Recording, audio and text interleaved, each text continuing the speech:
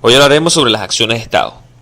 Bien, son acciones de Estado civil las que tienen por objeto el pronunciamiento sobre el Estado civil de un individuo, sea sobre el mismo que ejecuta la acción o sobre un tercero.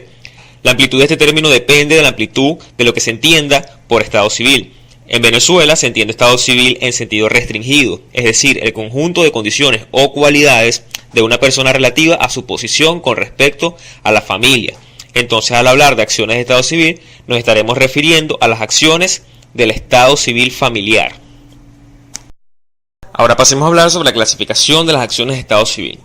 De la clasificación de las acciones de Estado civil nos enfocaremos en las más importantes para nuestro derecho, que son las acciones constitutivas de Estado y las acciones declarativas de Estado. Las constitutivas de Estado son aquellas que buscan un pronunciamiento que haga nacer o desaparecer un Estado civil luego de una sentencia. Y las declarativas son aquellas que buscan que la sentencia reconozca la existencia de un Estado preexistente o niegue uno que no existe. Las acciones constitutivas de Estado se subdividen en constitutivas propiamente dichas, que son aquellas que buscan crear un nuevo Estado, tales como la acción de divorcio, donde se crea el Estado de divorciado, y las supresivas de Estado, que son aquellas que suprimen un Estado sin crear uno nuevo. Es decir, como la acción para la nulidad del matrimonio. No se busca que se cree el Estado de divorciado, sino que se busca que se evite la creación del Estado casado y se mantenga el de soltero. Ahora, por otra parte, tenemos las acciones declarativas, que se dividen en acciones de reclamación, donde se pretende que se reconozca un derecho preexistente, y la segunda serían las de impugnación de Estado, que son donde se pretende que se niegue la existencia de un Estado. Características de las acciones de Estado. Estas interesan al orden público porque su finalidad es obtener un pronunciamiento judicial. Es por ello que su primera característica es que son indisponibles, es decir, en principio la voluntad privada no puede crear, ni modificar, ni extinguir, ni reglamentar las acciones de Estado, con las excepciones de los casos en que la ley le permite la intervención a la voluntad en cierta medida. De este principio se derivan varias consecuencias. Punto A.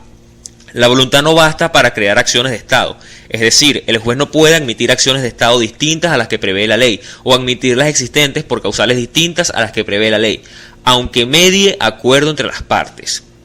Punto B. La voluntad no basta para modificar acciones de Estado, carece de efecto todo pacto entre las partes sobre el contenido o forma de las acciones de Estado civil. Incluso está esta limitación que las partes no pueden someter los asuntos de acciones de Estado a arbitraje. Punto C. La voluntad de las partes no basta para reglamentar las acciones de Estado. Es nulo todo pacto sobre el cual se intente hacer esto. Y punto D. La voluntad de las partes no basta para extinguir las acciones de Estado. En principio, los interesados no pueden renunciar a dichas acciones antes de intentarlas. No pueden desistir de la demanda, ni convenir, ni celebrar transacción. A pesar de lo antes expuesto, la ley reconoce algunos casos donde la voluntad privada interviene en las acciones de Estado, porque en la mayoría de los casos las acciones de Estado dependen de que el interesado las intente o se abstenga de hacerlas. Así, por ejemplo, si una acción de Estado está sometida a caducidad y el interesado se abstiene de intentar, ésta se extingue. Por lo tanto, se puede decir que la voluntad privada determinó indirectamente la extinción de una acción de Estado. Igualmente, existen casos donde le permite desistir, como lo es en el caso de las acciones de divorcio. Se puede desistir de esa. Y también hay casos donde permite que una de las partes convengan, como lo es en la situación del reconocimiento de un hijo en un procedimiento de filiación que hace la parte demandada, y esto pone fin al proceso. Segunda característica. En algunos casos la ley exige la intervención del Ministerio Público en los juicios de Estado para que sea garante de los intereses colectivos y se evite conclusiones fraudulentas. Tercera característica, al ser del orden público son imprescriptibles. Sin embargo, la ley establece que en algunos casos existirán plazos de caducidad porque el interés público exige que al pasar de un tiempo ya no se pueda discutir un determinado tema. Y cuarta característica, al ser de orden público es fácil creer que cualquier interesado puede interponerlas, pero esto no es así. De hecho, frecuentemente el interesado colectivo exige que solo se faculte a cierta persona para que realice una determinada acción de Estado. Hemos hablado de que las acciones de Estado civil buscan un pronunciamiento judicial, que se emite una sentencia. Es por ello que debemos hablar también de lo que se entiende por cosa juzgada. Efecto de la cosa juzgada. La cosa juzgada significa que existe sentencia que no puede ser impugnada por vía de oposición o recurso y que impida todo procedimiento o sentencia posterior que se pronuncie sobre la materia que ya está decidida. En materia civil la cosa juzgada es relativa, porque solo afecta a las partes, es decir, a los que intervienen en el juicio. Es por ello que los terceros pueden discutir libremente el mismo caso. Esto es porque el juez debe decidir según lo alegado y probado en autos. Por lo tanto, el juez solo actúa a instancia de las partes, actúa por el impulso que las partes le han dado al proceso. Y en tales condiciones sería injusto imponer en esas condiciones una decisión a terceros que no han sido parte del juicio, cuando tal vez estos tengan sus propias pruebas, sus propias defensas, que induzcan al juez a decidir de forma distinta. Bien, ahora pasemos a hablar sobre la cosa juzgada en casos de Estado civil. Por las razones ya expuestas, es difícil reglamentar la cosa juzgada en materia de Estado civil, pero si se acoge la postura de la cosa juzgada relativa, se atenta contra el principio de la unidad del Estado. Es por ello que la cosa juzgada en materia de Estado civil es absoluta y no acepta intervención de los terceros una vez decidido el proceso. A este efecto absoluto está limitado a las adiciones de Estado constitutivo y supresivos. También se reconoce efecto erga omnes, es decir, absoluto, a ciertas acciones judiciales fuera del proceso, que también constituyen estados tales como la adopción, a pesar de tener efecto absoluto. Aquí no estamos hablando de cosa juzgada porque la acción no fue constituida en un proceso. Cabe destacar que, aun siendo erga omnes o absoluto, el interesado puede intentar acciones de nulidad. ¿Cómo es el sistema venezolano? El problema sobre la cosa juzgada relativa a la cosa juzgada absoluta en los juicios de Estado civil, nuestro legislador lo resuelve en el artículo 507 del Código Civil. Artículo 507 del Código Civil. Las sentencias definitivamente firmes recaídas en los juicios sobre Estado civil y capacidad de las personas y los decretos de adopción, una vez insertados en los registros respectivamente, producirán los siguientes efectos. 1.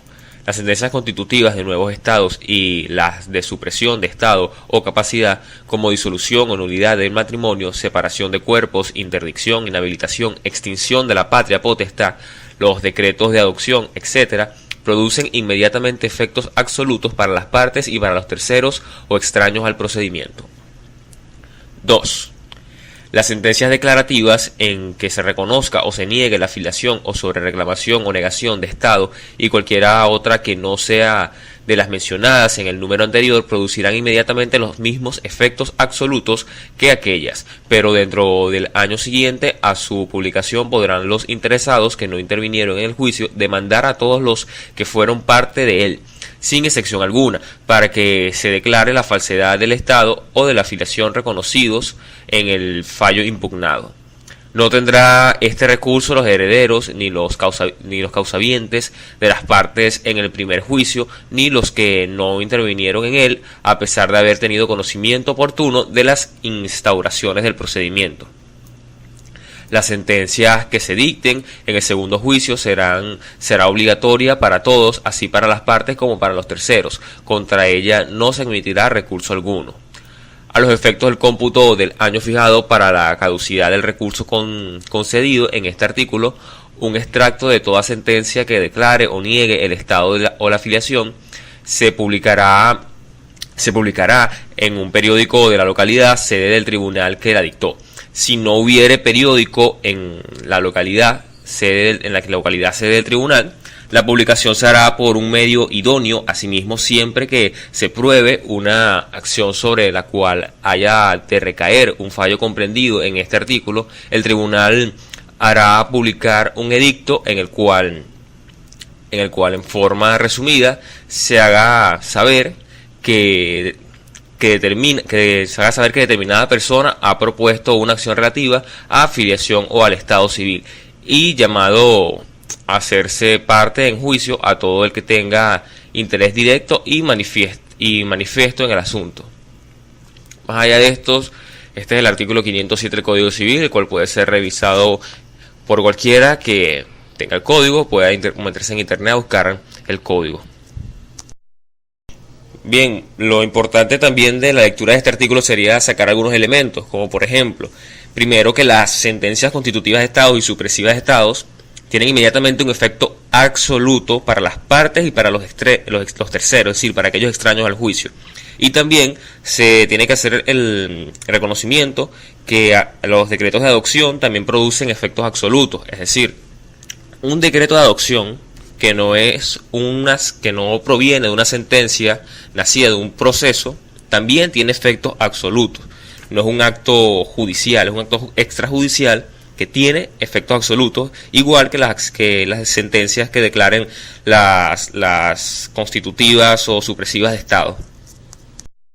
Por otra parte, tenemos el caso de las acciones declarativas de Estado, es decir, las que reconocen o niegan un Estado civil, en las cuales la sentencia, luego de ser publicada, produce efectos absolutos, pero ese efecto absoluto solamente dura un año, puesto después de cumplir este lapso podrá ser impugnada por los interesados, a excepción de quienes hayan ya intervenido en el juicio, que son las partes, de los herederos o causavientes de estas partes, y de quienes no intervinieron en el primer juicio, aun sabiendo o tenido conocimiento oportuno de la instauración de este procedimiento. Y podemos decir que el fundamento de esta regla es buscar que todos los interesados intervengan en el primer juicio, porque como ya vemos, el mismo artículo dice que en caso de la intervención de estos terceros, se abrirá un segundo juicio. ¿Y cuáles son las consecuencias de ese segundo juicio? Bien, este sería el tercer punto que podemos extraer de ese artículo. Y el mismo artículo dice: la sentencia que se dicte del segundo juicio será obligatoria para todos, así como para las partes como para los terceros, y contra ella no se admitirá recurso alguno, dando eso una gran importancia a este segundo juicio.